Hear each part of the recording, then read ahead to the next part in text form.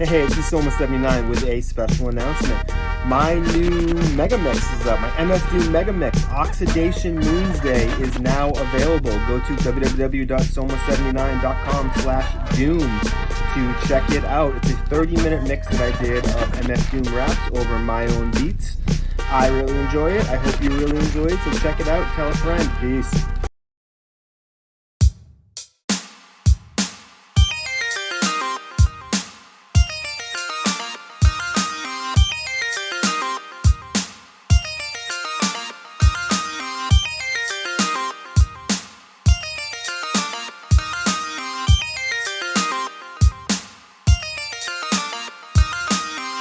Hey, welcome to the Articulate Ox podcast. I'm your host, Soma79. Thank you so much for joining me today.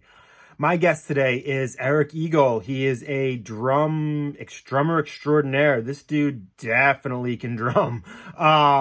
We talk all about his long history, his band, his drumming school now, how we teach drum lessons now online. He has a great new book out, A Guide to Rhythmic Freedom, which sounds absolutely fantastic.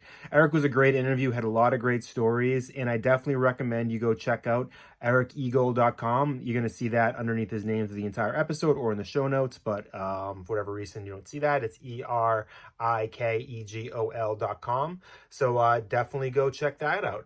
All right, and as for me, my song Soma79 Pillsy Beats, Quiet Life, Loud Friends, still streaming everywhere. And I'm just now wrapping up an EP with my man Anthony Church from the previous episode. It's called Zero for a Day. I got to figure out what the cover art's going to be. Maybe work on that this weekend. So stay tuned. More information to come, and I hope you enjoy the episode. Peace.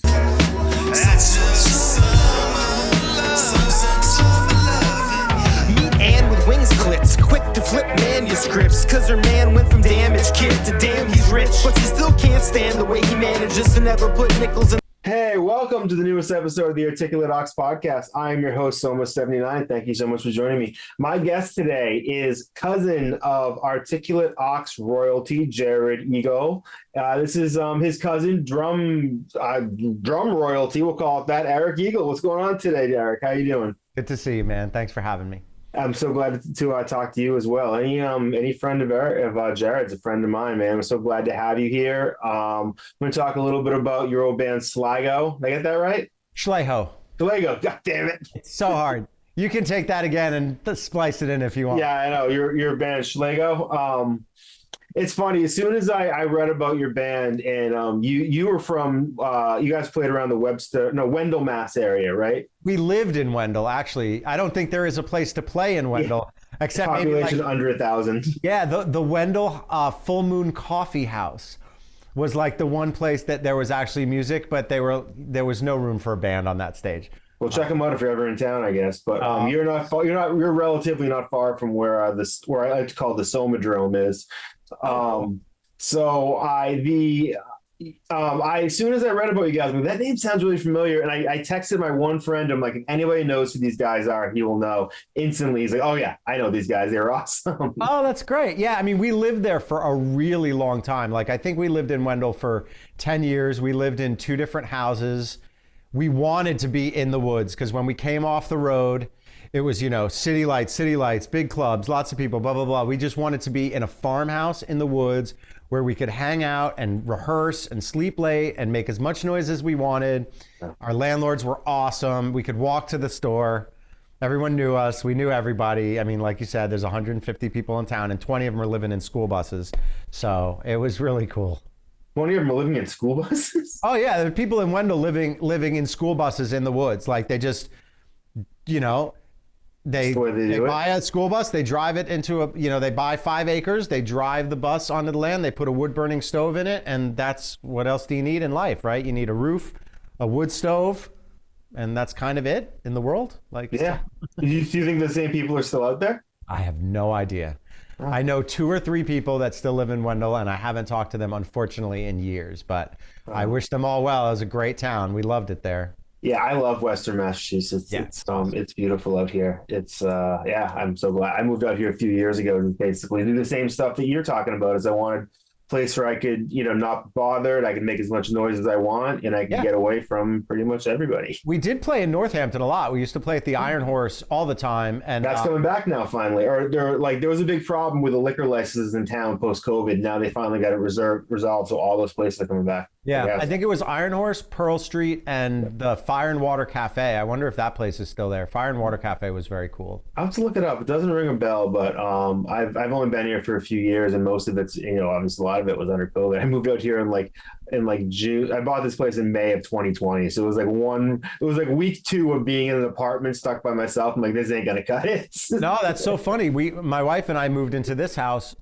January of 2020, and we were locked down in 3 months, and her business was wiped out, and we thought we were going to lose the house before we even made our first mortgage payment. Oh my God. Somehow, I was already teaching online, so I grew up in New York and then went to college in Boston at Berkeley, and then Schleigho formed and we moved to Western Mass. I lived in that area between New York and Western Mass for a really long time, and then I met my wife in California and moved out there to be with her because I wasn't going to make her move back east. She lived in California. I was like, this is a no-brainer. I'm moving. Chance, get out of there. Yeah. So we lived in California and then moved back and bought this place in January 2020. And I was teaching a ton of students in California. I had like 40 students a week, which is about my max, but I held that for many, many years. And a lot of students. So luckily, I already was making a living online when COVID hit and became a thing. Otherwise, we literally would have been wiped out. But we managed to just keep our noses above water for those 2 years. And then my wife's business got back up and running, and now everything's cool. But it was rough for a while. That's awesome. That's glad. I'm so glad that worked out. I mean, and I can totally here's my cat just making a sneak appearance. Hi guys. Yeah, this is Erik. What's up? This is Chloe. What's going on? She's been addicted to being on my lap all the time now, so I'll give her the chance to do that. But so you mentioned before that you went to Berkeley from New York. One thing that when I was looking through your bio that really jumped out at me that I want to ask you was about CBGBs. Huge. I'm a huge hip hop guy, but right below that for me is punk. Got a Dead Kennedys record in the mail today. Awesome.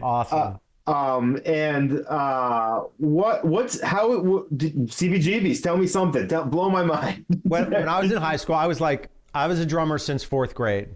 Wow. I just fell in love with it. I had a really great idol who inspired me. His name is Ron Riddle. He's like a really big movie and television soundtrack writer now.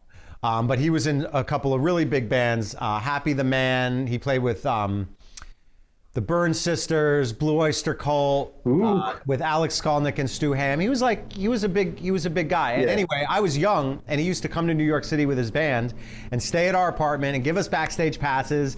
And so from age like 7, 8 years old, 9 years old, I would get to sit behind the stage and watch him drum. And that was it. So for me, they were like 4th grade, 5th grade, pick your instrument. We're going to do band. I picked drum. So anyway, long story short, it was totally my thing right from the start. And then in high school, I was in a couple different bands. And one of those bands was called Disband, Disband. Very clever. Disband and also Disband, right? Yeah, don't worry, I get it. We played punk and ska.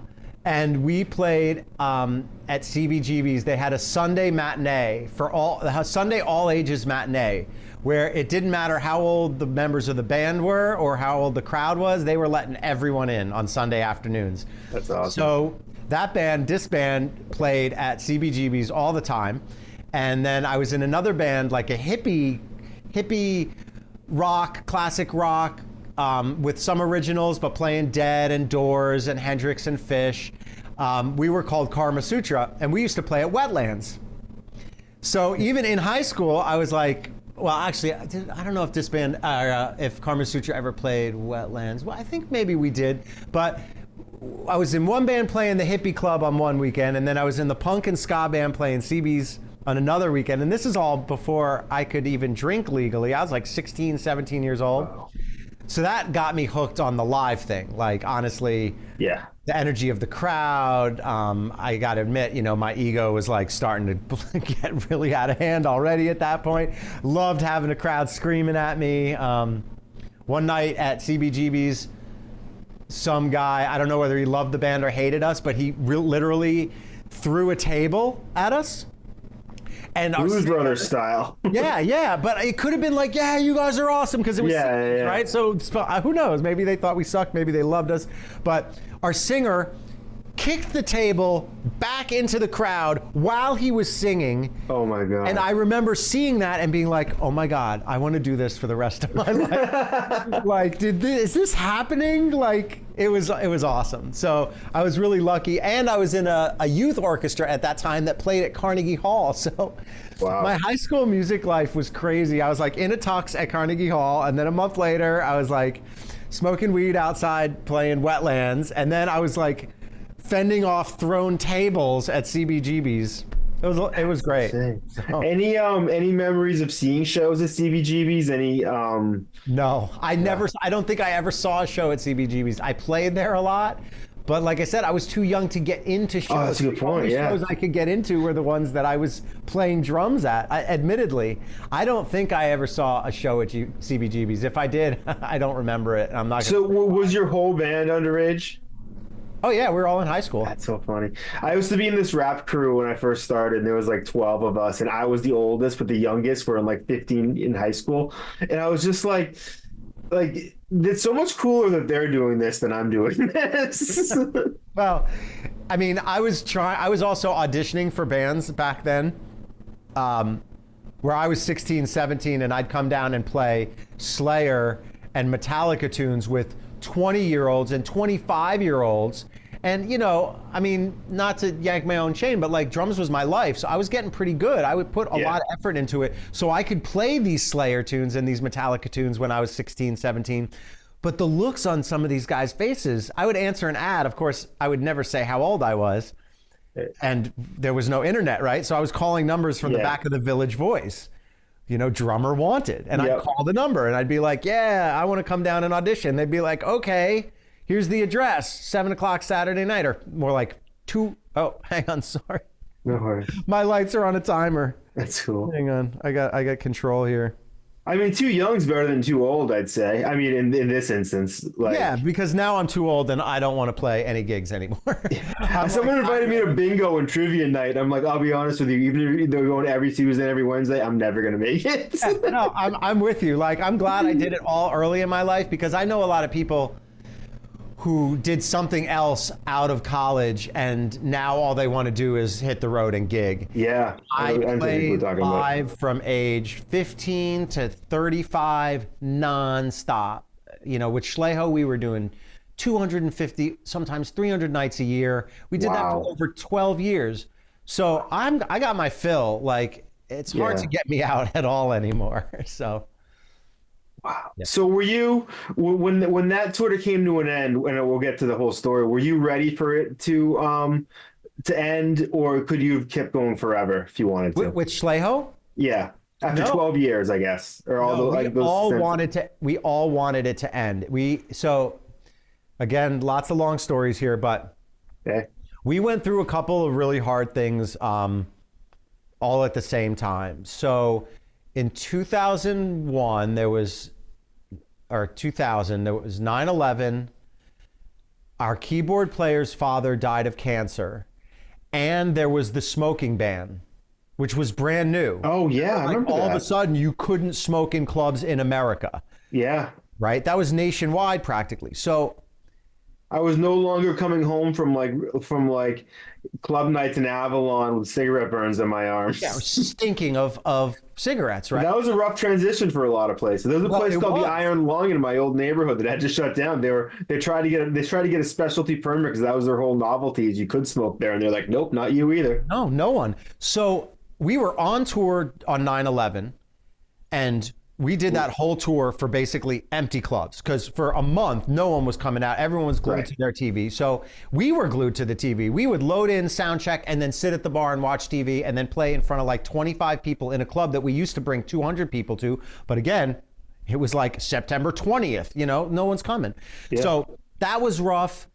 What my keyboard player had to go through with his father was extremely rough, and the smoking ban was killing crowds. So just after 2000s, like 2003, 2004, we felt we were really like, even though we were reaching the bottom of the top and the top of the bottom, we were working so hard for it that we were starting to get tired of it. And the partying wasn't really that fun anymore. We'd already partied for 8, 9, 10 years after every gig. It just wasn't that big a deal. So we were poolside in Miami, bitching at each other, like, husband and wife at each other's throats, like bad marriage type situation. And our road manager got sick and tired of it. He said, all right, well, who would rather be home right now? Literally, we're sitting poolside in Miami drinking wine at like 2 in the afternoon, like living the rock star life, right? All 4 hands shut up. Yeah. We were like, we all want to go home. As you said that, if I could have been there today at 2 p.m. or sitting where I was at 2 p.m., I'd still pick where I am today. Because I'm at that point in my life too. It's like, we're tired of it. And there's both sides, of course, to anything. I'm definitely happy to be where I am, and I'm glad I'm not touring. I don't even, sometimes getting me out even to play a local gig is kind of a drag. At the same time, I wish that we'd been more mature about it then, because we really had some great momentum. Like some bands like peak and then they fizzle out and then they break up. Like we were on our way up. We had positive momentum. We had signed with the Allman Brothers to Flying Frog Records. We'd put out 2 records for them, which were both great. There were some record label issues. I'm not gonna drag anyone through the mud, but like I wouldn't be shocked to find out the Allman Brothers record label wasn't amazingly run. Okay. That's exactly the case. Like, so I love them, big fan. I have some stories, but we had some issues with them, even though they meant well and we meant well. It didn't work out the way we'd hoped it did, but we still had great positive momentum. But we bailed because we didn't like to be on the road and we were tired of it.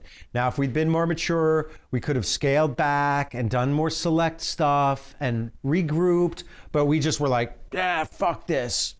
Now, after that, we all got nostalgic for it, and then we kind of came back for a little while, like in 2005, 2010, 2015. We were playing a little bit, but it never got back to the level it was, either musically or crowd momentum wise, When we stopped playing, that was our peak. We were at our peak right then, and then we just gave it up. So it was also sort of the peak of the music industry too, like the early 2000s. It's like, because I had Steve Levy on, who was the founder of Moonshine Music, which was a big techno label I loved back then. And the label seemed to disappear overnight, and I never found out what happened. So I got him on and I asked him, and he said a lot of it came down to September 11th, that just had this ricochet effect that it really hurt the retail industry in particular. And it was like the COVID of that time. It just wiped out live music for 6 months, and some clubs never came back and some bands never came back. And even after, it just wasn't the same. The economy wasn't great. Because I remember too, what he was saying was that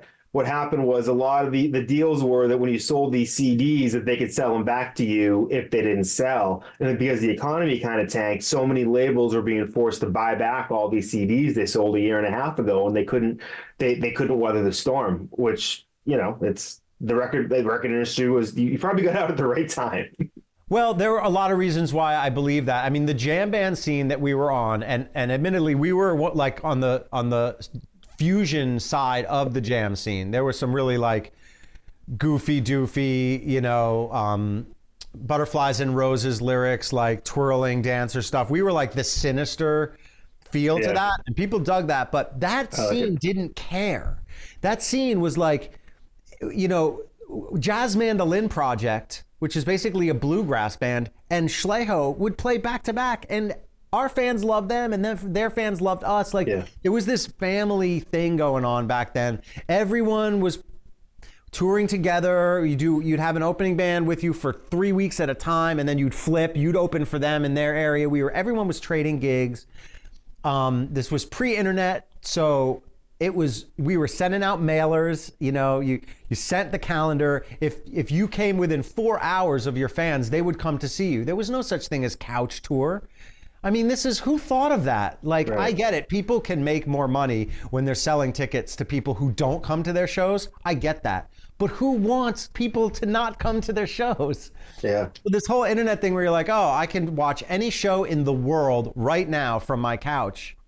Not necessarily the best thing for live music. You know what's funny about that too, though, is that like there'll be times where I'm like, oh, I really want to. Rancid's playing a show. I love going to see Rancid, and then like I'm like, oh, well, I could just always look online because everybody's always taping with their phone. There's got to be videos on their phone, so I'll just maybe do that, and then I don't even do that.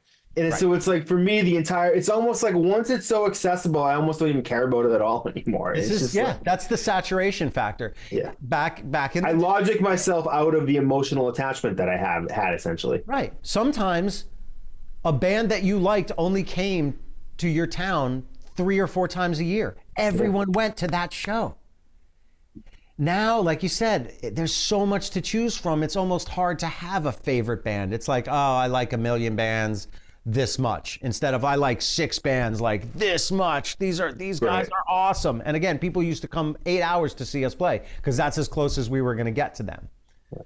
It happens sometimes now, but not as often. I don't. What's funny is like, so in every generation, including I'd say now, there are certain icons of music that are just undeniably the ones you'll never, for our generation, it's like Taylor Swift, and it's like these people that are just bigger than big. But there used to be that class below them that was sort of also pretty big, but now it's like everybody, including like me in my studio here, and like people that have maybe been grinding out for 10 years are kind of on the same platform. We're all fighting for the same like little bit. And it's like, it's a real pain in the ass because I'm not trying to make a dime out of this. I'm doing this for fun. So I can't imagine it's like how annoying it would be if like your job was to dig ditches and you would someone like me who just enjoy doing it for free. And it's like, it's one of those things to the right. It's frustrating, I'm sure, for anybody trying to make it. 100%. Like I said, before the internet, you went to see live music because that's the only place you could see live music. I mean, think about that, the difference in that. From being able to see no live music unless you went to the club to being able to see every single musician on the planet Earth from your living room anytime you want. Yeah. Those are 2 different planets. There's no comparison. You know what's a great example of that? The band Digital Underground, the rap group? Yeah. Okay, I'm a huge fan of them. So because of the age I'm at, when I started listening to them, I never really realized that Shock G and Humpty Hump were the same person. I didn't realize that till one night I was in West LA at a show in like the mid-aughts where he was behind me as Shock G. I'm like, that guy sounds familiar. And then he came out on stage later as Humpty. I'm like, oh, that's the same dude. Right. But like, I enjoyed them for all this time without realizing that 2 guys were really one guy. And you don't have that. It's like that mystery was sort of part of the enjoyment. And it's because all I knew was a little bit that I saw inside the CD case. And like, yeah, because people are like, "Who's this? What does this mean? What does Schleigho mean?" But we had this thing where we used to do college radio station interviews in like every town we went to. We had this thing where every DJ would ask us what the name of the band meant, and we would give them a different answer in every single interview. One of us would just make something up. And so no one ever knew, but there were all these like funny little anecdotes that were all completely different. Now it's just like, Schleigho is a band from New York City with 4 members and it's like, like you said, there's no mystery. I'd ask you what it meant, but at this point, I'm not going to believe you. So I'm not even going to bother to ask you. What was your favorite fake answer, I guess? How's that? Oh, I think it was the exclamation uttered by Czechoslovakian serfs upon unearthing an extra large potato. Ooh. So they pull it out of the ground and go, Schleigho! I was engaged to a Czechoslovakian woman for 11 years, so I will send her this clip and ask her to respond in the comments. That was one of my favorites. We had lots like that. Yeah. Oh, that's awesome, man. Yeah. So, all right. So, I told you we'd start off talking about your book, but I just dove right into something totally different. So let's get back to that. Then we'll talk a little more about your... My band is literally 25 years old, 30 years old. 30. Yeah, that's a good point. We just had our 30th anniversary tour. The book is literally 1 week old. So there's definitely a lot more to talk about with Schleigho than the book. But. So, all right. So in 25 years, we'll come back and talk about the book. Now, back to the band. Yeah. All right. So the book, A Guide to Rhythmic Freedom, which is a really beautiful beautiful title. Like I read that. I'm like, oh, that's poetic. I don't know shit about drums. One thing I will tell you is I did buy one of these the other day, and I don't know. The Machine Plus, like this thing is my new toy. This is going to be my ticket into the world of drums. Yeah, that's what I do. But so let's talk about this book a little bit. Sure. What do you got? Okay, so I wrote a book 15 years ago that I never really did anything with, and the idea was. And I've had some great teachers in my life. So I can't take 100% credit. I'm going to take like 75% credit for this book. 25% was really inspired by my best teachers, one of whom was Bob Galati. There's a book called Syncopation that's world famous. Every drum teacher and drummer uses it. And it's just a book of rhythms. It's very basic in its design. It's a book of rhythms, quarter note, eighth note, triplet, and 16th note rhythms. And because it's so plain, over the years, and it's a very old book, it's probably been out for 60 or 70 years. Yeah, but drums have been around for a real long time. Yeah. And this book has been like the main go-to for most drummers for a long time. Anyway, every good drum teacher has a million ways to play syncopation, meaning ways to apply that book to drum set. Okay, and let me give you an example. I mean, I'm sitting at my kid. I might as well show you. If you have a really simple rhythm like 1, 2, 3, and 4, 1, 2, 3. Okay, that is a rhythm, and that's in the book. But then your teacher's going to tell you, okay, get this going with your hands and play that rhythm with your foot. So now you're 1, 2, 3, and 4. Right? 1, 2, 3, and 4. Or do this with your foot and your hand and play this with your right hand. 1, 2, 3, and 4. 1, 2, 3, and 4. And that's a simple rhythm. This goes to full complexity. It doesn't matter if you're going.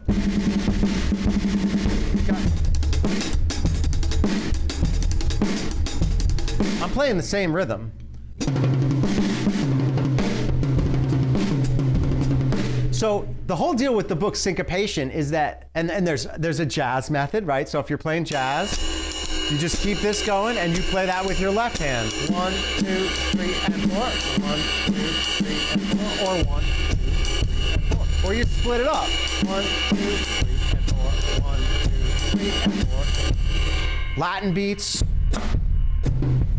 Right hand. 1, 2, 3, and 4. 1, 2, 3, and 4. 1, 2, 3, and 4. So the whole idea with syncopation over all of these years is every drum teacher was like, well, these are just rhythms. Play it with your hands on top of a foot pattern. Play it with your feet underneath a hand pattern. And this is universal. This is a good way to teach. So I wrote a book a long time ago that was called The Syncopation Companion. And it basically outlined 60 ways to use syncopation. But I never did anything with it. I'm not computer savvy, and I was doing it myself, and I don't have any marketing skills. So I used it with my students, and that was kind of it, but it was really like what everybody was doing. Fast forward to recently, I've got 15 more years of teaching under my belt. Those 60 ways are now 250, 300 ways. And syncopation is not complete by any means. It doesn't even complete eighth notes, which are the second most basic rhythm in music. The second most common rhythm in all music and syncopation doesn't even give you all of them. Now, why is that? Just because of the limitations of I can't ask time and space? Ted Reed, the author, has passed away. I can't ask him. He just put a sampling in. And same with triplets. 1 triplet rhythm. There's 8 triplet rhythms. He gives you 1. There are 16 16th note rhythms. No coincidence. It's not, 16 means 16. It's just math. But there happens to be 16 ways to play 4 16th notes. He gives you 3 of them. And this is the most widely used book in all of drum teaching.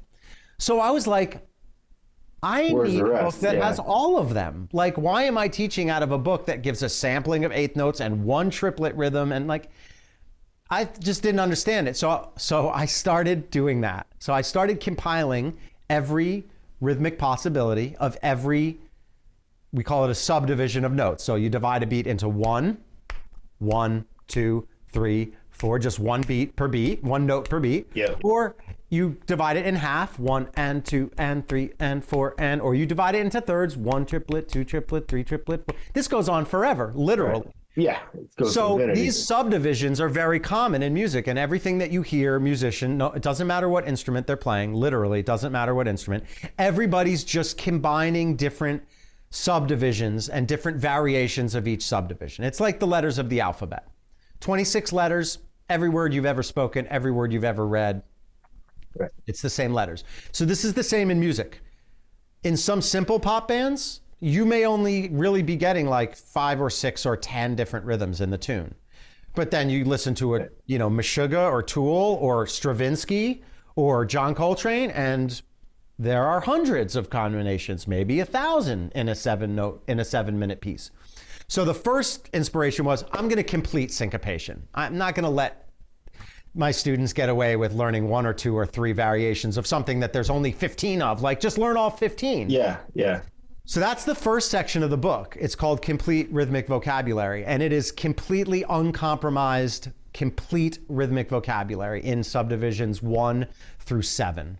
Once you get to 8, you're really just playing 2 groups of 4 again. So I drew the line at 7 because if you're teaching music, once you get to 8-note subdivisions, you're just playing 4s twice. So I was like, okay, I'm going 1 through 7.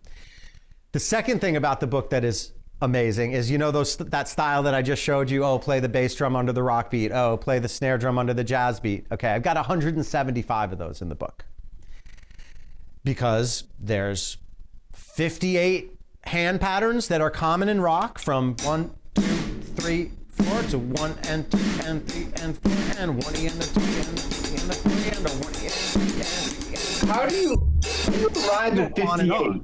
Like, I mean, but at that point, you're like, there can't be any more. Or it's like, you're going to hear 59 like next week, or is there a mathematical reason? Well, that's a great question. So I put 58 because it does kind of go to infinity, and I did have to draw the line somewhere. So the 58 rock, and those are just the rock hand patterns. That doesn't even go into the jazz patterns or the Latin grooves or the odd meter grooves that are in the book. So there's over 175 patterns in the book to use the vocabulary in.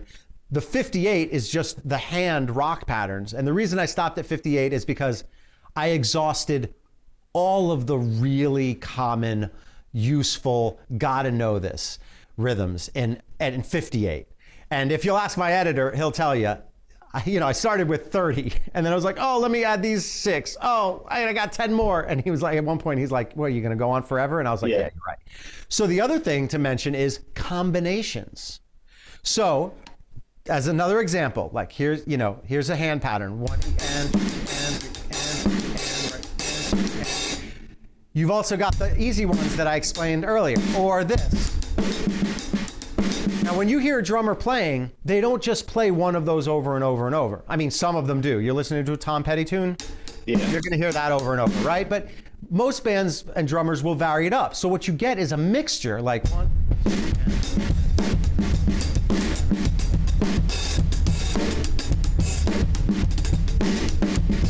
So what I did there may sound complicated, but I'm literally just spelling words with letters.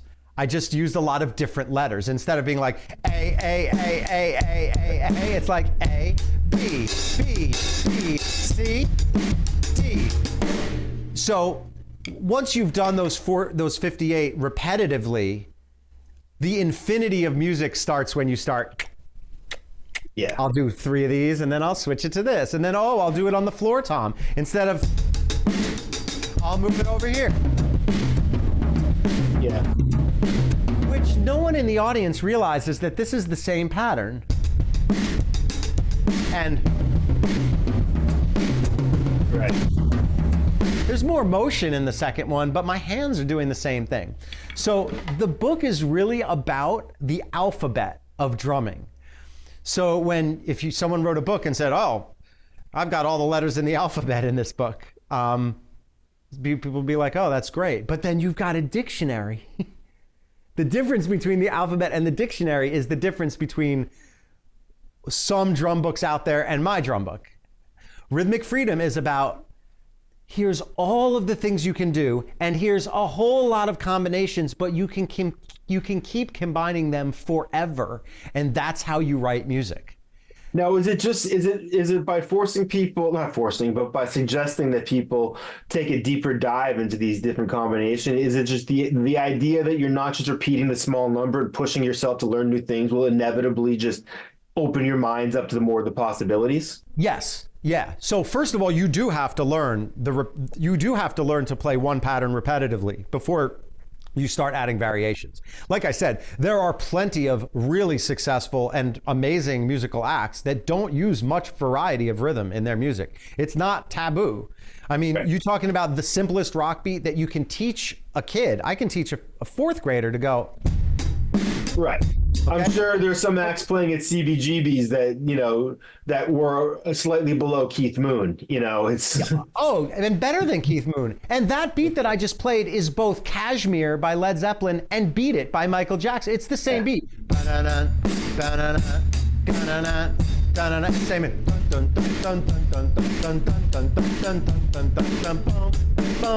So it's not like these simple beats they're not baby beats. They're not for kids. You got to learn the simple stuff. You got to learn the repetition. And then when you've been doing that for some years, you start varying it, sometimes by accident. One of the exercises that I have my students do is you don't stop for mistakes. I mean, yes, you do when you're practicing.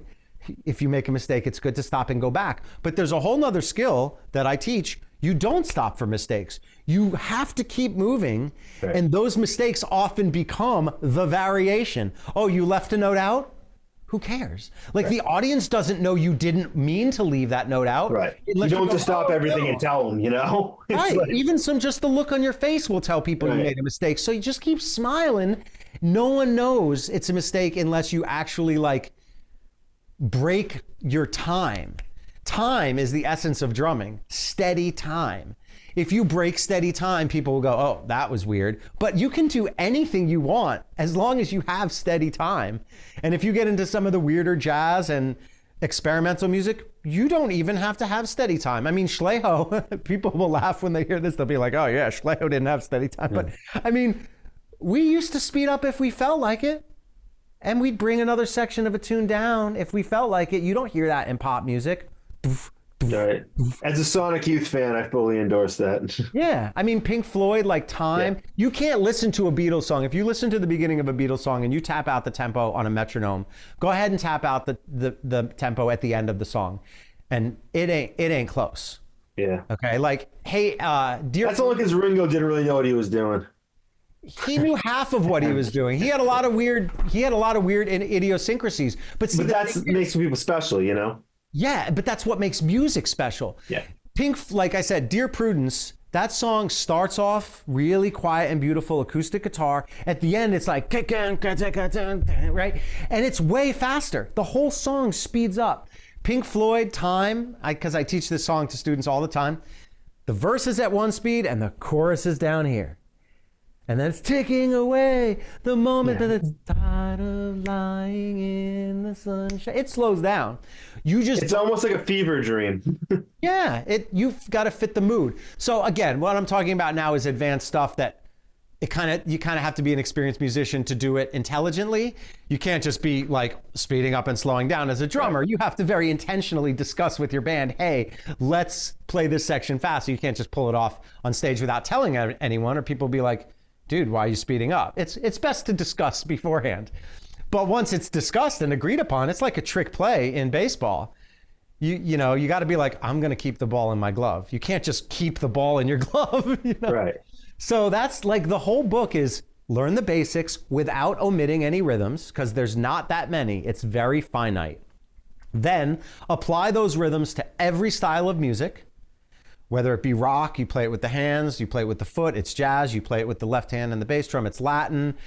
And then there's a thing in drumming called stickings, which is you either play the right hand or the left hand, and there's infinite combinations of rights and lefts. And a lot of times, again, drummers hide what they're doing in their stickings. Meaning you could play right, but you can also play right, left, right, left, right, right, left, right, left, right, left, left, right, left, right, left, right, right. And they all sound different. This sounds different then. But I am playing the same rhythm. I'm just using two different stickings.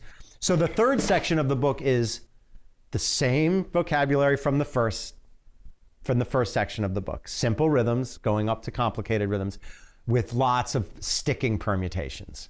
That's the icing on the cake. So it's like if you add section 1 and section 2, you basically wind up being able to play anything that you'll hear any drummer playing almost ever.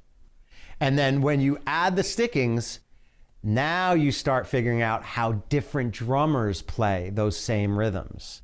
So if you had 5 different drummers playing the same tune, they're each going to have a little bit of a different flavor. And a lot of that flavor is hidden in stickings, in your choice of rights and lefts. Instead of the guy next to me he's got 8 notes to play. Which hands is he going to play those notes with?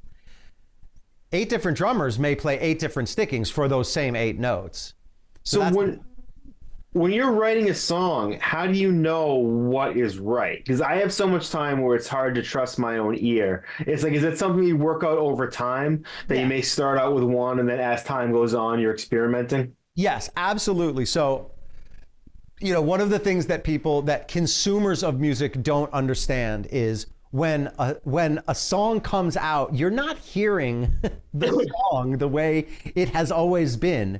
You're hearing a moment in its evolution. Right. So that song was written a year before it was recorded, and it was evolving all of that time. And every day that a band rehearses it, they say, oh, why don't you try that? Why don't you try that? Oh, you play that part and you play that part. No, let's switch it. Okay, bass, you play the melody on this time, and guitar, you keep the rhythm. And this is what bands do in rehearsal, is we try the idea different ways. We pass the roles around. Oh, I'll play the easy part, you play the complicated shit on top. Oh, no, let me play the complicated shit, you play an easy part. And then you have to decide at some point, all right, we're gonna record this. Right. This is the way we like it best. And that's not even the end, because then it can keep evolving. Again, you're not gonna get, like, Paul McCartney's not gonna play a single song on stage the way it is on the Beatles record. And people don't complain because it's Paul McCartney. So they're like, oh yeah, he's a genius, he's playing it differently. But this is true of every band. It doesn't matter whether you're a bunch of 12-year-olds in your garage or you're Tool. And a lot of people aren't going to notice. Like or people want it. Like, look, some people go to shows and they want to hear the song the way it is on the record. Right. Some people go to shows and they do not want to hear the song the way it is on the record. This is taste. This is like, you go to McDonald's because you know how that burger is going to taste, or you try a new restaurant and order a dish you've never had because you like the adventure of a flavor mystery. Oh, do I like this? I don't know. Let me see. Oh, I do like it. And, in rock, as a drummer, you're going to play the same bar many times repetitively because you want to get people physically into it. People like to know what's coming up. They like predicting, oh, this is the big part coming up. Right. In jazz, you better not even play the same bar twice, or people are just going to be like, what, you're not even improvising at all. Why are you just playing the same thing over and over? But again, those are two different genres of music. Right. So you want to hear repetition? Go see, a good pop band. You want to hear experimentation and a journey through a musical idea explored? Go see some jazz. But the songwriting is the same. You get a snap. When you get a record, you get a picture of a family standing in front of the Grand Canyon. You don't know what they were doing 5 minutes before that, and you don't know what they were doing 5 minutes after that. You're getting one moment in time. You're getting 3 minutes and 50 seconds of that band's life. It's almost like the pilot episode, because if you look at the way like Chandler was dressed in the first episode of Friends, with like these like leather vests or whatever, it's like eventually it's like they're like, oh, this one part of the song we don't really like that, we're gonna find a better way to play it, and the song evolves from there. Right. Yeah, 100%. I mean, can you imagine watching the first episode of any show you liked every time you wanted to watch that show? Yeah. So music and the life of a band is exactly like any other art. Like, it's constantly changing. And when you write a song, like you said, You try a lot of things out. Your producer or the record label's like, yo, you got to put a record out. Right. And at that point, you record the way it is then. And 2 months later, who cares if you change it? I mean, some people care, but the musical background that I come from is about exploration and playing new things, playing old things differently. And this book basically gives every drummer all of those tools. The repetition of the basic ingredients, the ability to apply those ingredients to many, many different kinds of music, and then the ability in the end to go, oh, I can break all of these rules? Amazing. Now my body is capable of breaking the rules because I know all of the ingredients in the kitchen. Now I can make anything. I know all the letters of the alphabet. Now I can spell any word. I know all the words in the dictionary. I can write a book. So that's the idea. And I use it with my students. And it takes, I don't know, it takes 4 or 5 books to get a good curriculum for a music student, you know. There are different books that are narrow in scope. Mine is very broad in scope. It's almost the only book you need. You do need one other book, okay? There's one thing that my book is not, and that's rudimental, meaning it doesn't have the embellishments of strokes. And I won't go into too much detail. I don't know how much of your audience is going to even be interested in, but there's a whole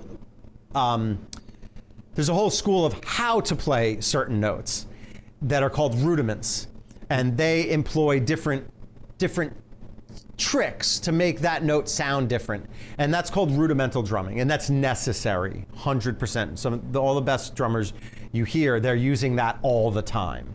That's one aspect of drumming. My book is everything but that, because it would have been too big a book. It's too broad. I really wanted to focus on this vocabulary, using the vocabulary in every style of music and varying it with stickings. So you have my book, plus you have a book of rudiments.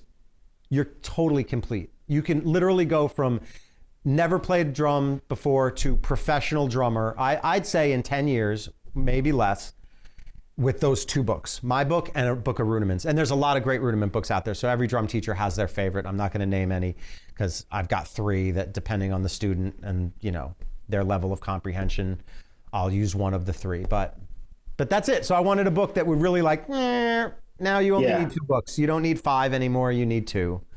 Well, speaking of students, so you mentioned before that you do a lot of lessons online. What offerings do you have for if people want to get lessons from you? Do you have what are you doing in that space? Everything basically. Almost all of my students take weekly lessons, or at the least frequent bi-weekly lessons. If a lot of adults are just too busy with family. Some people that just money is too tight for weekly. So I do have a handful of people that take bi-weekly, but the key is consistency. It doesn't really matter what the frequency is as long as you're practicing between lessons. You're not just showing up, doing it for an hour and then leaving it behind for a week. You have to practice. That's really muscle memory is huge for something like this. It's the whole thing, right? And muscle, not just the memory, but you do have to build. You have to train it, and then speed and strength are important for drummers. So you got to get your speed up, you got to get your strength up, but the muscle memory is key so that you're not hiccuping. You know, oh, what do I do? How do I do that? No, you got to just already know. Like, we're speaking to each other with words. That's what you do with music. So I offer weekly lessons, bi-weekly lessons. Every now and then I have someone who comes to me once a month who wants me to pile it on. They work on it for a month, they come back. That's pretty rare. But in my career of teaching, I have 4 or 5 students that have gone from 4th grade, 1, 2, 3, 4, to they're in bands touring and putting out records now. And that's like, for me, that's the shit. I mean, I took them from 4th grade to 12th grade, then they played in bands in college, then they went out on the road. That's awesome. So I offer that online. I offer it in person. I go house to house in my neighborhood. So anything. That's impressive because like there's so many reasons to quit playing drums. Like, they're expensive, they're noisy, my neighbor's gonna hate them. Like, it's like I don't know what I'm. It's like to be able to get that many students to do that well. That's pretty impressive. Like, yeah, it is. And you know, I mean, like you said, all you have to do is go on YouTube, and there's a lot of reasons to not play drums, but there's a lot of reasons to play drums. I mean, look, we're only on this planet as in a human form probably once, at least knowing that we're here once. it's hard to do everything you want to do. I run into that all the time. It's maybe more fulfilling to do a few things really, really well. Some people enjoy doing lots and lots of different things, sampling a lot of things in life. I like that to some extent, but I really like to go deep into shit. And anyone who knows me knows that even to a fault, I go deep into everything that I do. So if I'm doing something, you just step aside. Yeah. I'm going all in. And drumming is the only one of those things that I've done all in for 40 years now, 42 years. So I started playing when I was 8. I'm 50, and I have been at a drum set almost every single day of those 42 years. At least I've had sticks in my hand every day. Even if I'm in the woods, I go up to Canada. My family's got a place in Canada. It's the absolute most dear place and thing in my life. Love Canada. I still bring a pair of drumsticks. Yeah. So I don't care if I'll sit up there on the porch and watch the sunset. Yeah. It's just a way to express myself, you know? Yeah. I get energy out of it. I get energy from it. So I've never stopped, and I like seeing it when other people don't stop. When I see people catch that bug, and like they go from like, I don't want to practice to like, oh, that's cool. Then they're teenagers and they're like, yeah, man, chicks love me. And like, it's like it's a road. So for me, who, you know, I've made beats for a while, like on like on like samplers that I got from like, you know, the mid 2000s and stuff. But I showed you before, like this thing that I just picked up, I'm just now approaching the learning curve on this. This Machine Plus is like a real piece of equipment for somebody who, so with this one now, I'm taking an approach where I've always done drums to get by. I've done like pretty simple loops, but now that I have this sort of tool that I'm probably going to have till the day that I die, like I want to actually go in deeper. So what's a good place for me to start getting a basic understanding of just the theory of drums, like to start getting my brain going in the right direction without being over my head? Rhythmic vocabulary is the key to everything. And it doesn't matter what instrument you play, anybody will tell you, anybody should tell you the same thing. You have to learn the alphabet. When you've learned the alphabet, you can spell any word and you can write any story. So it's not that complicated. It's not, because it's very mathematical. We're basically doubling or halving the last thing. I kind of talked about this. You got one pulse, and now you turn it into 2 pulses. And then you take those 2 pulses and you turn them into 4 pulses. And you learn the same thing in different gears, different speeds, but we call them subdivisions. So you have to learn the very limited, it is very limited. There's just not as many as people think. They're like, oh, music is infinite. No, it's not. Right. There are infinite combinations of a very limited number of rhythms. That is true. Again, it's like a million monkeys typing on a million typewriters.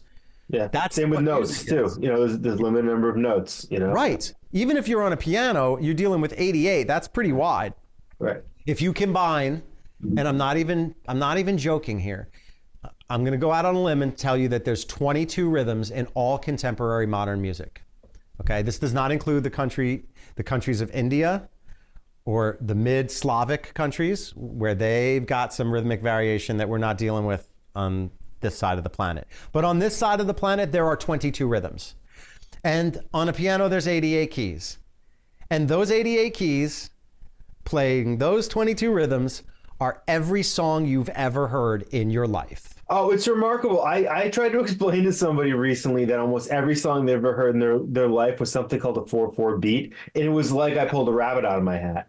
Yes. And it's just, but I even remember a time in my life before I started rapping, I didn't understand what a 4/4 beat was. I'm like, how do the Beastie Boys always know the right part to end with a rhyme? Like, I remember like trying to figure that out as a kid. Yeah.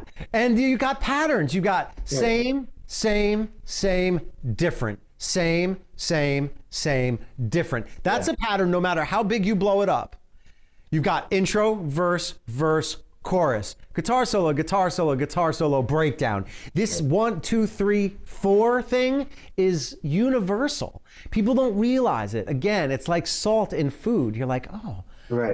I like it better now. It's so universal that it's like when it's off, it's so jarring when it's off. Yeah, in a good way or a bad way. So Right. you can hear a bad band who doesn't quite have a grip on this vocabulary, and they're kind of at a loss for words, or they're misusing words, and you go, I don't really like that. But you can also hear really skillful musicians dropping a beat, adding a couple beats, Right. turning the beat around, and you go, ooh, I like that.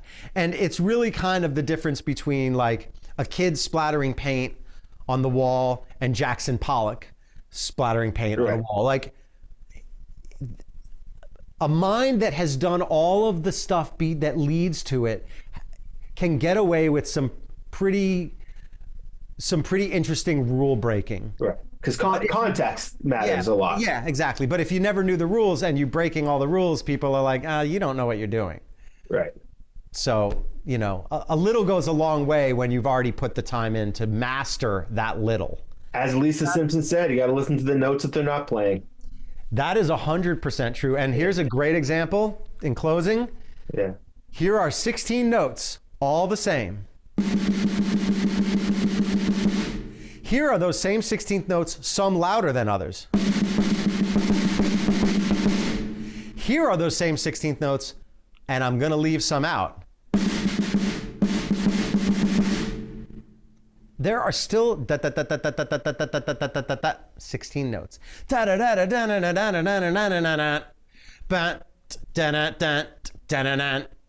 The notes I left out are those are in the musician's head. There's not actual space in there to a musician. Right. There's just notes we're not playing. And 1,000 people have said what you just said. It's the space between the notes, right? Take me out to the ball game. You know, like, take me out to the ball game. Take me out to the crowd. Buy me some, right? Every song would be the same. How many beats are you going to wait before you sing that next word? That's where all the variety in music comes from. That's what music vocabulary is. Otherwise, everything would be... Yeah.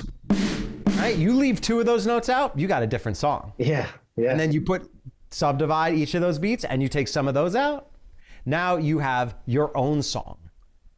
That's where you can customize everything you play. So it doesn't matter whether you're playing an MPC and programming or you're playing violin, learn vocabulary. Quarter notes, eighth notes, triplets, 16th notes, at least as a minimum. It goes a little farther than that, but not much farther.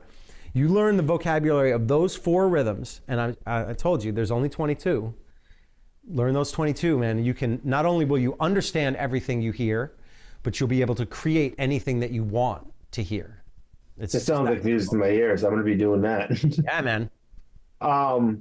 Do you? I'm also thinking about sampling a bunch of that stuff you just played on the amplifier. Oh, I'll give you something better than that. I'm trying to, make it simple and clear here. Yeah, man, I'll give you some stuff to sample. No problem. Yeah. Do you have a few more minutes to talk some Allman Brothers, or do you have to go? Sure. No, I'm good. So, I was a big Allman, and all that's fantastic answer. I'm so excited about that. I don't want to sell that short because that's kind of what I needed to hear at the right time. Mm-hmm. Allman Brothers, to me, the closest I've ever been to being arrested in my life was at an Allman Brothers show that I did not have tickets to at Great Woods in Mansfield, Mass, where I was underage and I went. Cops came on their little bikes, and for some reason I ran. I don't know why. They tracked me down, threw me on the hood of the car, cut the cuffs out.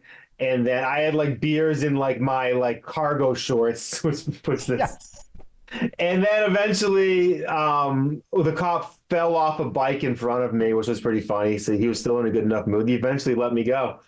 And after threatening with trespassing because I didn't have a ticket. But yeah, so that's Allman Brothers, man. It's we had a great night that night afterwards. A lot of better nights when we actually got into the show because I absolutely love the Allman Brothers, but you never knew what you're going to expect when we went to an Allman Brothers show where I was from.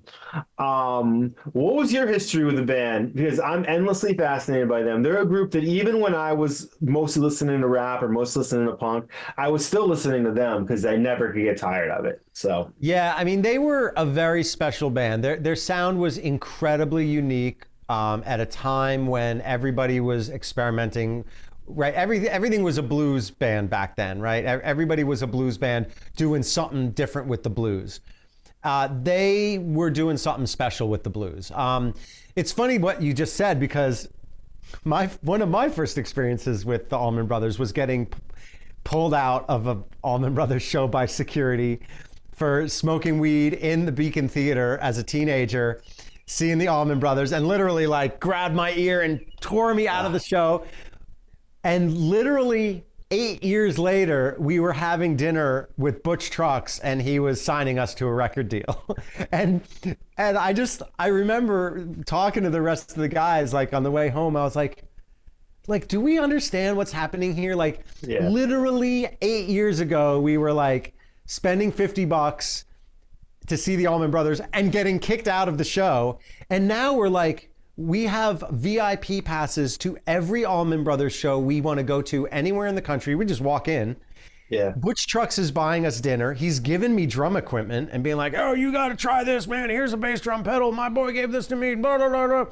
And we were hanging out at Dickie Betts' house in Florida. And Sook is playing Dickie's guitar, and like, you know, and his engineer's like, oh yeah, he recorded Blue Sky on that. And Sook is just like, playing Blue Sky on the guitar that Blue Sky was. There's also, I have a really funny story. I'll keep it really short, but I had surgery on my left wrist. And after my cast came off, I still couldn't use it for a few weeks. It was just, there was no cast, so it looked like a normal wrist. And I went to see Dickie Betts with a bunch of people I knew, and I knew a bunch of people that worked for him, and I kind of knew Dickie, even though Butch Trucks was the record label guy.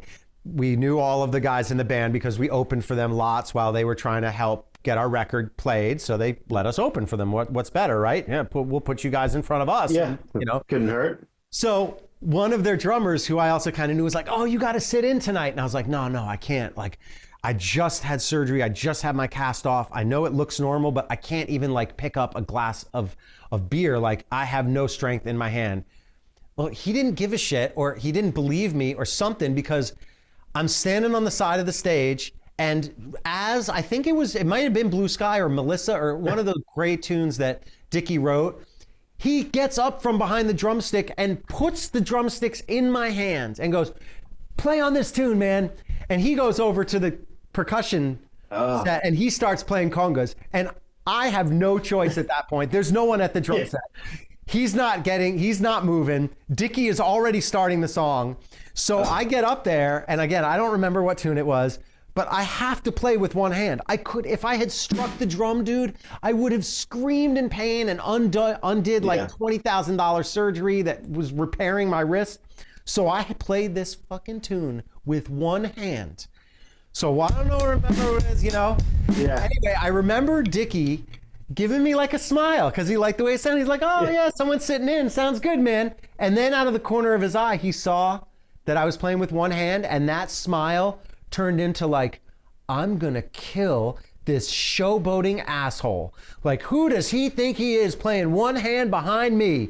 He just thought I was trying to be hot shit. Oh my God. I swear to God. And you can't discuss it on stage because we're in the middle of like, you know, Melissa or something. Yeah. So afterwards, backstage, he sees me, he comes rushing at me. Literally, he's gonna kick my ass. And all the people in the entourage that know me, and they're like, no, Dickie, he can't use his left hand. Matt didn't know that. He had him sit in. He shouldn't have sat in. He couldn't play with his left hand. He wasn't being an asshole, like, and they kept Dickie from kicking my ass. But that was, you know, I have 20 stories like that. I'm not going to tell them all, but it was great to get to know those guys. I'm really glad that they threw their support behind us. I was very disappointed that it didn't work out. But again, their business acumen was poor at best. And imagine. Not only did they sink their own record label, but they had a hand in sinking our you know, arrival at that level of the industry. Because then all of a sudden, you know, that momentum was lost and our record didn't have a distributor anymore, but we didn't have any more records. It was a whole fiasco.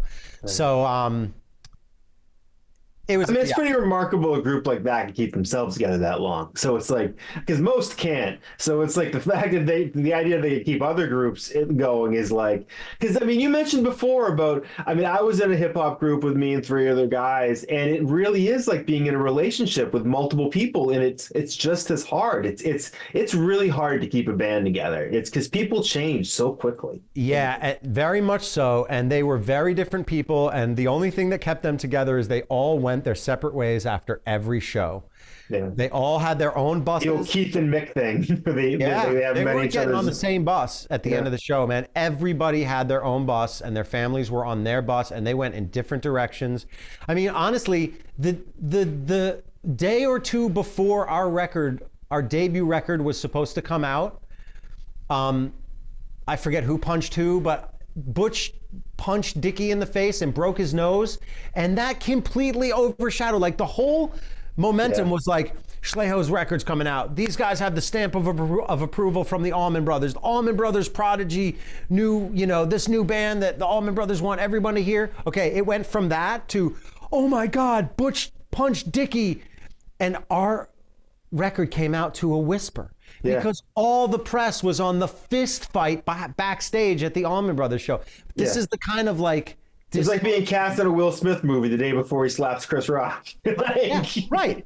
100%. Like imagine being in the Will Smith movie that was coming out the day before Will Smith. Tough one. Exactly. That's exactly. So then we had to claw back from that, Yeah. But and those moments are tough to recreate. It's like it's time, and it's like things change so quickly. It's really causes hard. And conditions, and everything's always swirling around in the universe. You never know which marble's going to hit which marble. And sometimes you're right between the two marbles. I mean, the thing is, like, not to like just make an example out of them, but like that sort of behavior, like you're talking about, the thinking you're being showboated and wanting to punch somebody and stuff like that. Like, I can't imagine. I wouldn't do that. Like ever. Like, my ego is like tiny. It's like, do you think that part of that is it's like, unless you're that level of, it's almost bullying behavior. Do you think you need that to get to that level, or does that develop over time, you think? No, it's not all artists are like that. Like, at all. I mean, look, you take guys like... I'm guessing cocaine at some... drugs have a tremendous amount to do with it, absolutely. But those guys, look, for better or for worse, their egos were enormous, all of them. With the exception of J-Mo. And that's why J-Mo was never caught up in any of that drama, because he was just a mellow, down-to-earth dude who wanted to make music. You take Jimmy Herring and O'Teal Burbridge, who are literal top of the charts rock stars now, but they used to play an aquarium rescue unit together, and we used to play with them. They were and still are the most humble, appreciative, grateful, music-loving, spiritual souls. They do not have that thing that the Allman Brothers had. And again, the Allman Brothers were the biggest band around for a long time. Right. There were a lot of drugs, and being a rock star in the 70s was very different than being a rock star now. Yes. Very Reed Hammer of the Gods, people. Yeah, no doubt, right? I mean, that kind of Led Zeppelin mentality, it doesn't really fly anymore. You get people like Kanye West, and everyone just makes fun of him because he's got that same swagger that John Bonham and Butch Trucks had. Right. But, it's a... Or it sounds funny to throw TV out a window, but when you actually see it happening and you realize how dangerous it is, it's like, it's different. It's like, come on. Yeah. Right. So ego has everything to do with it. And there are absolute bona fide rock stars that don't have that ego. And they're good. They're still alive, first of all, which almost none of the Allman Brothers are. Yeah, right. And they're happy, which honestly, not many of the Allman Brothers were. Well, that's why you think very shocked to see, like, the Allman Brothers often came off stage and they were not happy people. Yeah. It must be weird too that it's like, hey, someone says to you when you're like 15, you're like, okay, you're going to see the world, you're going to go everywhere, and you're going to see all these wonderful things, but it's going to be with the same group of 3 nitwits you're hanging out with now. And it's like, you're all going to spend your entire, and it's like, it's a weird bargain that like eventually you're like, you can't just replace Dickie Betts and the Allman Brothers. It's like, I mean, I guess there's been a lot of replacements in the Allman Brothers, but still, it's not like... But it was never the same. Right. And also, look, the bands that persevere have certain things that the bands that don't persevere don't have. And one of those is interpersonal skills. Right. Yeah. It doesn't matter how good a band you are. And I'll even, you know, again, not to flatter myself, but Schleigho was a great band. Like, we had a unique thing, a unique sound. We played well. We were innovative, but we blew it because we just didn't have the maturity level to rise above the stupid adversity that was thrown at us as, you know, mid-level musicians. But some people do. Some people that, look, our peers that were on that scene that are winning Grammys and writing all of the hits right now, they had better heads on their shoulders then than we did. It is remarkable too to think about some of these icons that, like, even I know I go back to hip hop, but someone like a Tupac died so young. You're like, you were able to make the decisions that led to you even being able to get to a recording studio when you were at that age. And it's just like, it's remarkable to think that, like, not even just the talent, but the maturity in a way, while still also being totally immature at other things. Like, right. it's just some people just have that. You know? It's not just about writing great music and being able to perform it. There's a few other things at play that you have to have the complete package. You also have to love it. Yes. Look, there's plenty of people that have all the other things and they just don't enjoy it and they stop doing it and you don't hear about them anymore.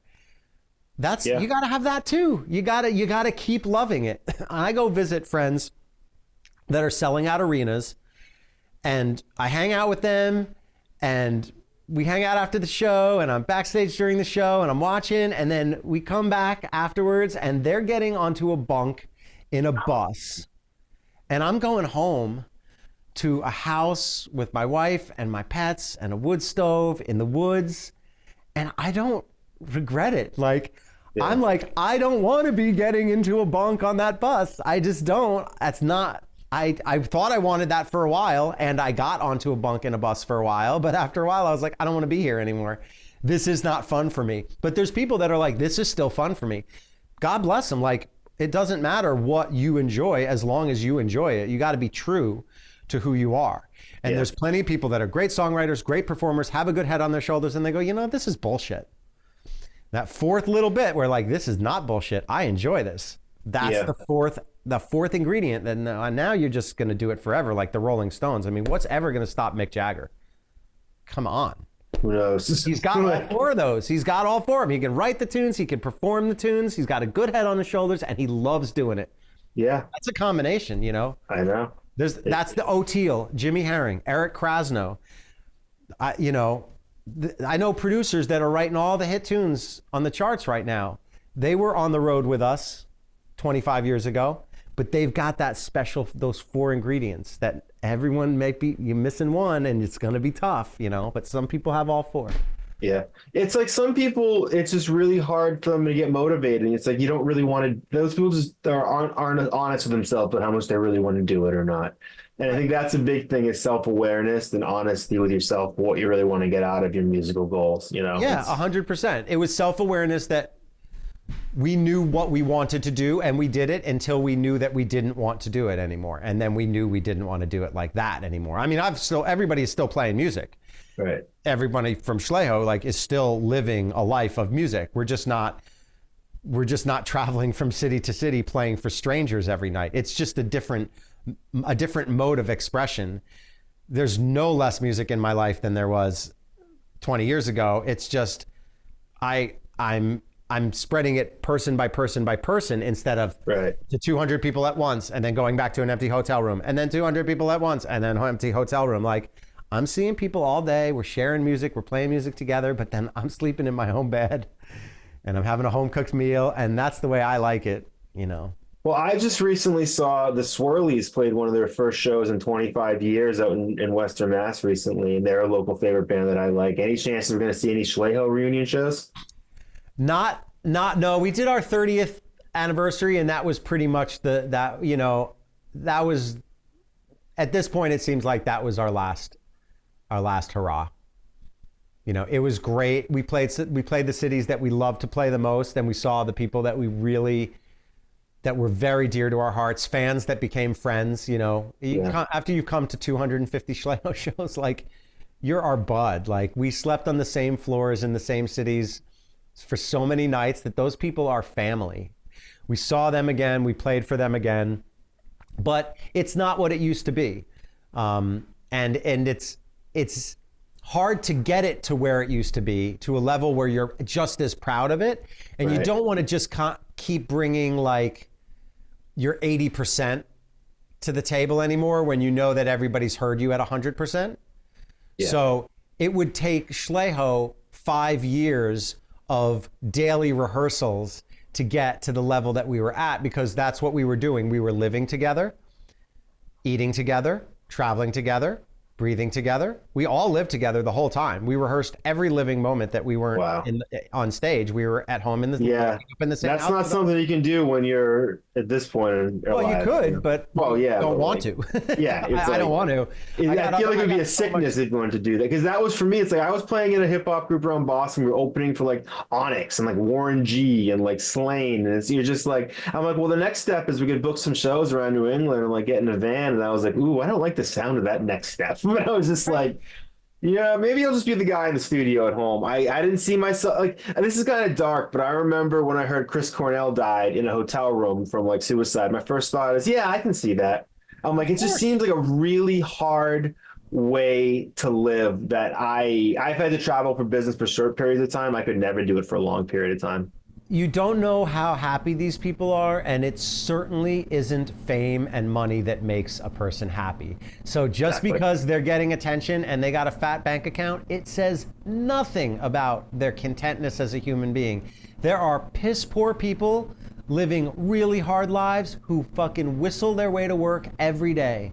Yeah. And there are rich, famous people who are miserable. Yeah. It's got nothing to do with your condition, your outer conditions. It's all your inner workings. And so it never surprises me when rich, famous people either die or kill themselves, because it's got nothing to do with that. It doesn't have anything to do with that. There's it's funny too, because I'm supposed to interview some techno DJs that I used to listen to a lot back in the day, like 20 years ago. So I went back and watched some documentaries from that era that I still had on DVD from back then. It shows like this rave footage, and it's like the difference of I was one of those kids. I actually posted a picture on Instagram of me today, my bleached blonde hair, my UFO pants with my glow sticks. I was looking fly.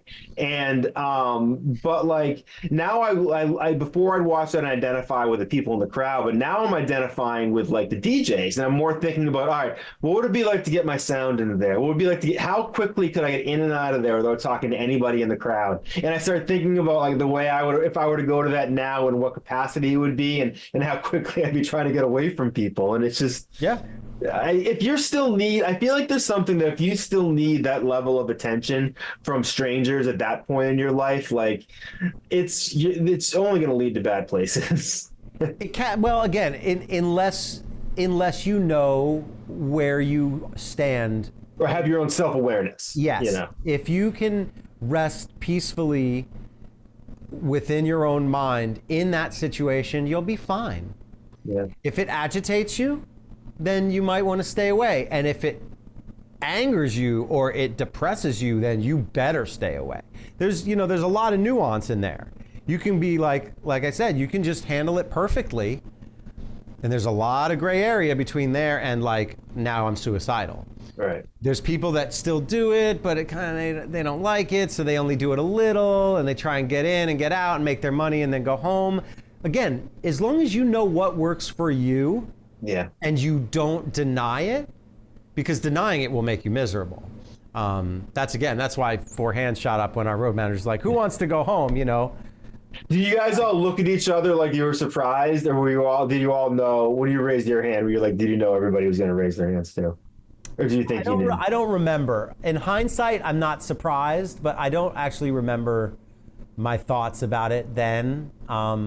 I've had relationship breakups that were kind of like that, and it's like, it's refreshing. We're still friends. We need to break up. Yeah. It's it's nice that we both said that at the same time. Yeah, the first truly mutual breakup, but it's, Yeah, it might have been a little bit like that, but again, we knew that we were unhappy.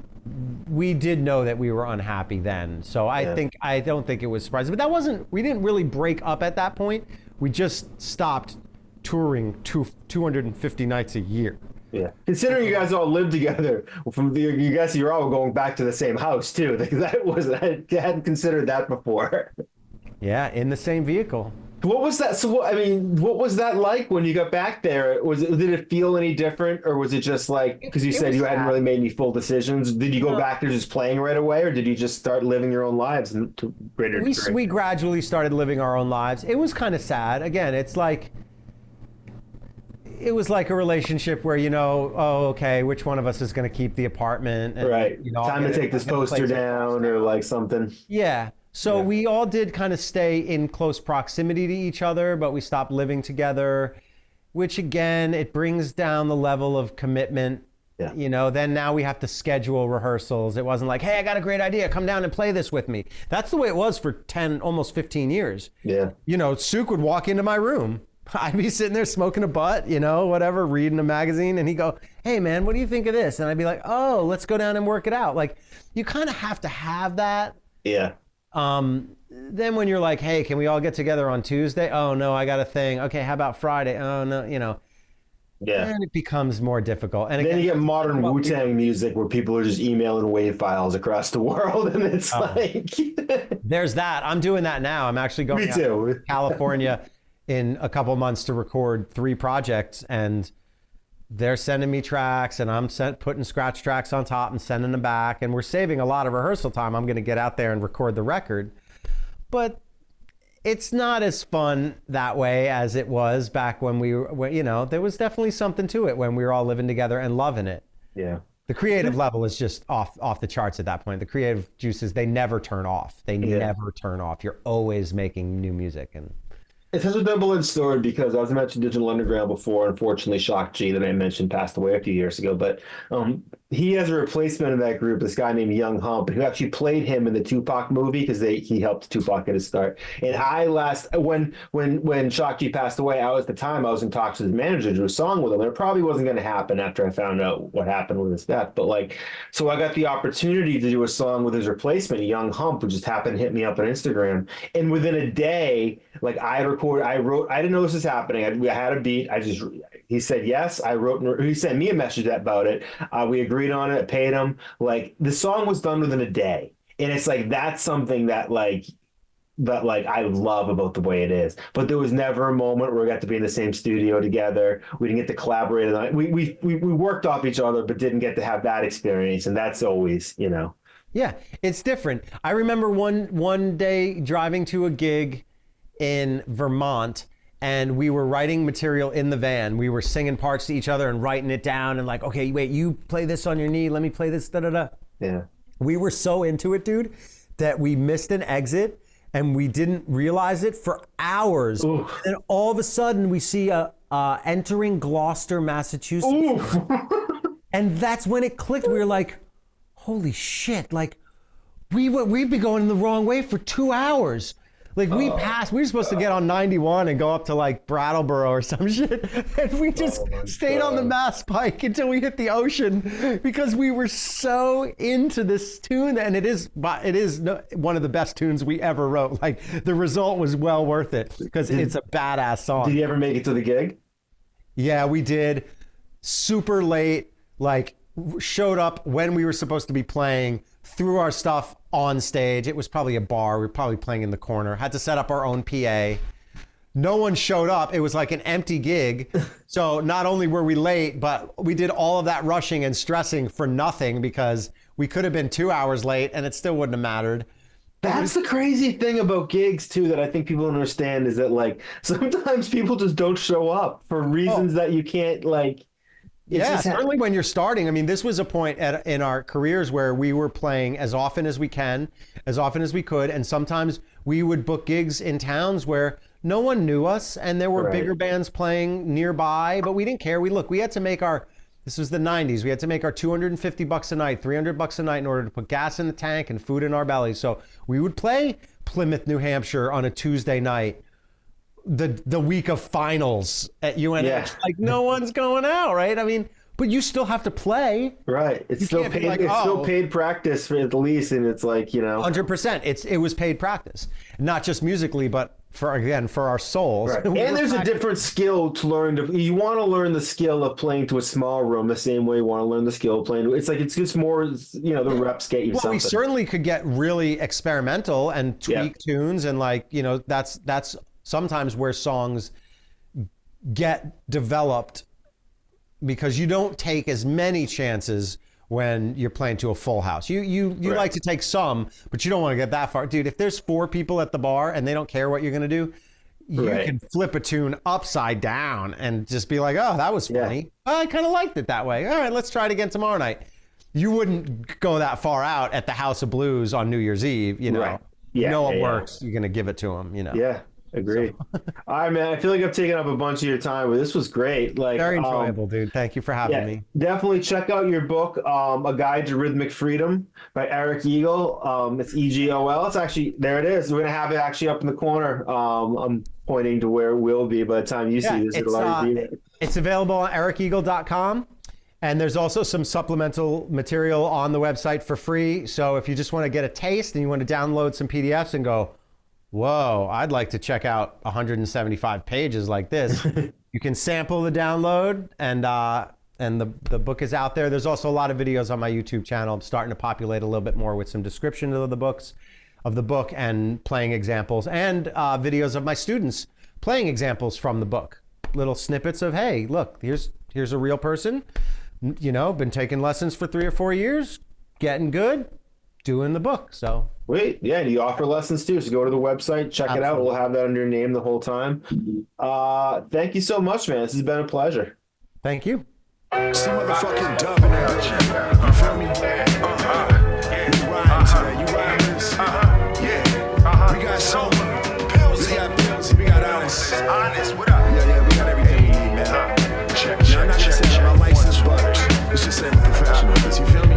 Come on, let's go to some nice sunny days. Hey, summer's coming when folks start getting shot and smoked on city blocks for low, if any guap. Same shit, yeah, my first full gray hair. One more felony, I might have my first full gray beard. It's way weird.